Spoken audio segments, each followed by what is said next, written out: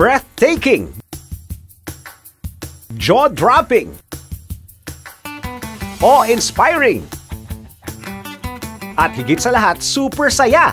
Yan ang naranasan ng unang grupo mula sa Santa Mesa, Manila nang manalo sila sa Barkada Blowout mula sa White Flower Embrocation.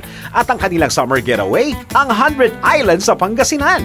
Nangyari ang Barkada Blowout nina Jap, Axel, Ana, Shola at Rollin noong March 28. Ngunit March 27 pa lang ng hapon ay bumiyahin ang grupo patungong Dagupan, ang kanilang first stopover. At dahil gabi na nang dumating, kukit minabuti ng grupo na magpahinga na upang magkaroon ng lakas kinabukasan.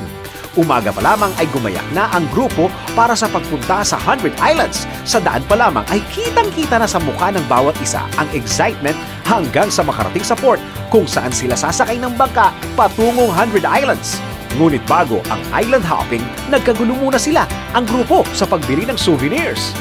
Hanggang sa tuluyan ang sumakay ang mga ito sa bangka na siyang magdadala sa kanila sa mga isla.